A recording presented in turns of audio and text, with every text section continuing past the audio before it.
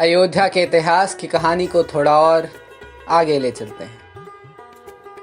1984 वो साल जब विश्व हिंदू परिषद ने बाबरी मस्जिद से ताले खोलने और भगवान श्री राम जन्मस्थान को स्वतंत्र कराने व मंदिर निर्माण के लिए अभियान को आरंभ किया।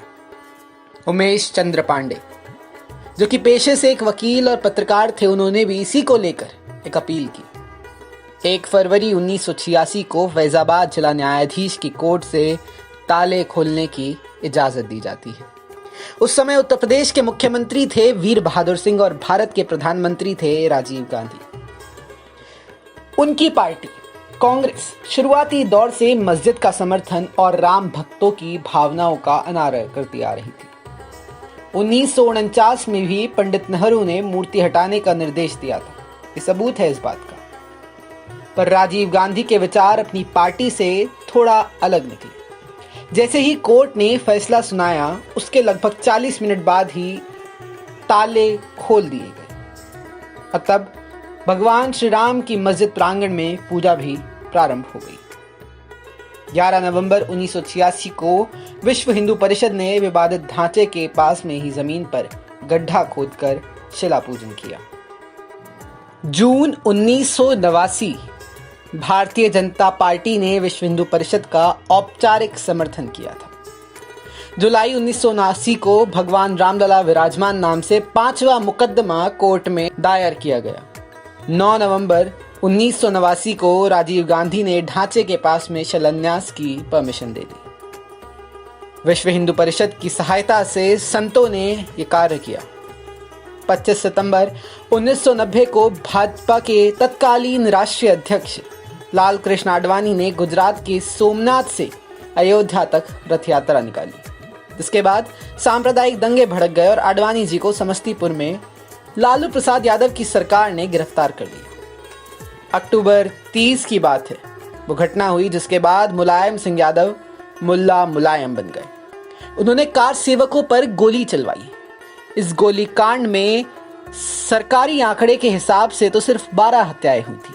पर क्या वाकई हत्याओं का आंकड़ा सिर्फ 12 था? इस पर आप सुनेंगे मेरे पापा को, जो उस गोली कांड के समय वहीं मौजूद थे अयोध्या में। देखा था उन्होंने वो मंजर जब कोठारी बंधुओं को अपना बलिदान देना पड़ा था। जय श्री राम। राम मंदिर आंदोलन के समय में बिजनौर नगर में भजनगर का कार्य देख रहा था और 22 अक्टूबर को हमें निर्देश हुआ कि हम लोग अयोध्या की तरफ कूच करें। हम लोग बालावाली रेलवे स्टेशन से ट्रेन में बैठे, क्योंकि यहाँ से अगर बिजनौर से बैठने का प्रयास करते तो पुलिस हमें अरेस्ट कर सकती थी।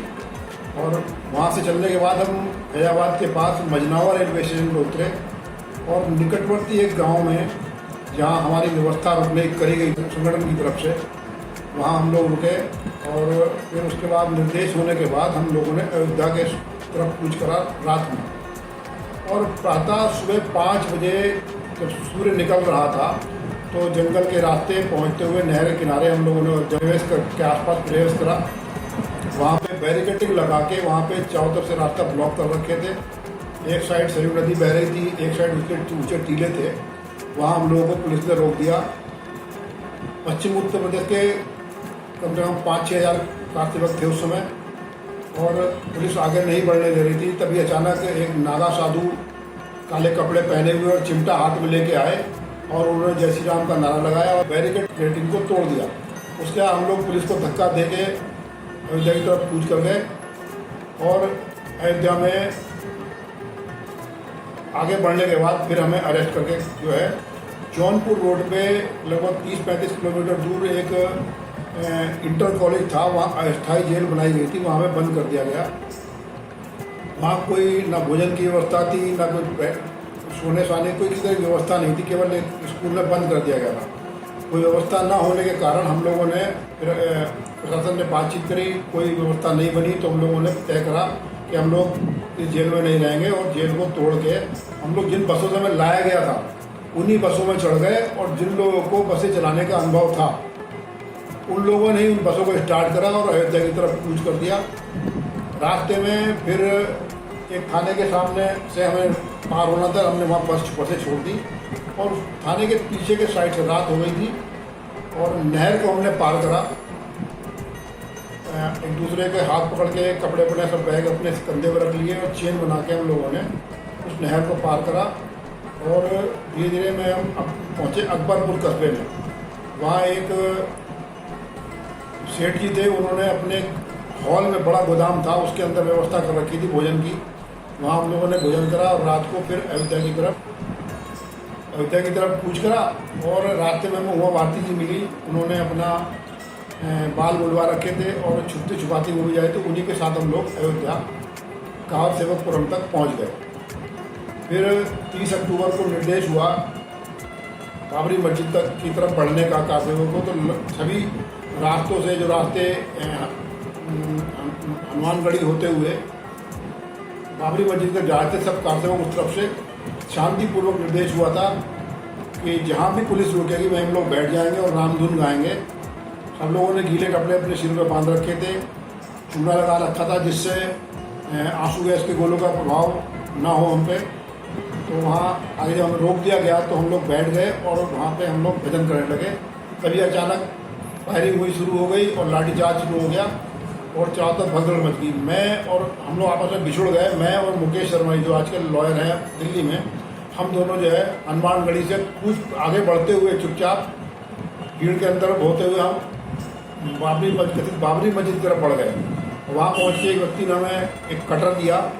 तो मुकेश जी और हम लोग जो है मस्जिद के ऊपर चढ़ने का प्रयास कर रहे, तभी अचानक हेलीकॉप्टर आया, फायरिंग होने लगी। तो हम लोग वापस लौटने लगे। वापस लौट के फिर हनुमानगढ़ी चौक तक हम आ गए और वहाँ फिर हमें पुलिस ने चारों तरफ घेर लिया और मुकेश जी को लाठी से मारने लगे वो लोग। मैंने उन्हें बचाने का प्रयास किया, उनके ऊपर लेट गया, लेकिन वो मुझे हटा के एक तरफ कर दिया और फिर मुकेश जी को पीटने लगे। मेरी समझ में नहीं आया ऐसा क्यों हो रहा था। फिर मुझे ऐसा लगा मैंने नीला ट्रैक सूट पहन रखा था, उस पर यूपी स्कूल्स लिखा हुआ था। शायद उन्होंने कुछ ऐसा समझाओ कि मैं पुलिस वाला हूँ, LIU वाला हूँ, कुछ इस तरह समझाओ। फिर 2-3 PSC वाले आए, उन्होंने हमें अलग करा और एक लकड़ी का खोखा था उसी चौराहे पे, उस पर बंद कर दिया और उसके सामने खड़े हो गए। बीच में 1-2 बार लोग CRPF वाले पूछने आए कि अंदर तो कोई नहीं है। उन्होंने कहा नहीं जी कोई नहीं है जी, खाली हम यहीं खड़े हुए हैं। तो हमने वहाँ से लगातार मैंने मुकेश जी ने दोपहर 12 बजे से लेकर 4 बजे तक लगातार फायरिंग देखी। 50-60 मीटर की दूरी रही होगी। एक सरदार जी लगातार फायरिंग करवा रहे थे और एक चेचक के दाग वाले अधिकारी थे, वो भी लगातार फायरिंग करवा रहे थे। और जो लोग घायल थे या मृत हो गए थे उनको गाड़ियों में डाल के खींच के गाड़ी में डाल के ले जा रहे थे। लगभग 4 बजे करीब जब शांति उस चौराहे को हुई तो उन PSC वालों ने हमें वहाँ निकाल के जहाँ हमें गले से निकल जाओ।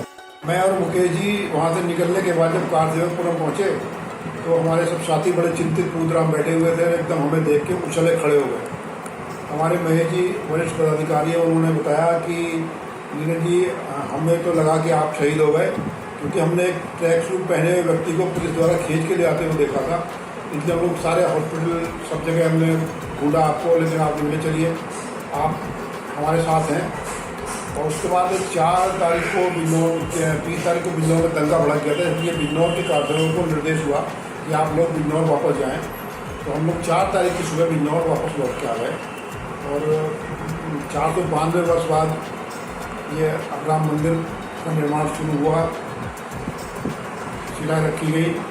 और हम लोगों के लिए जो उस समय राम मंदिर आंदोलन में जुड़े थे, ये एक बड़े गर्व का विषय। सरकारी आंकड़ों में जो कार सेवकों को शहीद दिखाया गया कि 12-13 हुए, लेकिन मैं समझता हूँ कि जितने समय मैंने वहाँ फायरिंग देखी अपनी आंखों से, उस हिसाब से आंकड़ा काफ़ी ज़्यादा है। और जिस हिसाब से साधु को और कार सेवकों को गाड़ियों में डाल के ले जाया गया, उस हिसाब से ये आंकड़ा काफ़ी ज़्यादा रहा होगा। और इस आंदोलन के ये मंदिर बन रहा है, हिंदुत्व की प्रगति करेगा और भारत भी जब हिंदुत्व प्रगति करेगा तो स्वाभाविक रूप से भारत भी बहुत तेज़ी से प्रगति करेगा। हम आत्मनिर्भर बनेंगे और देश आगे बढ़ेगा।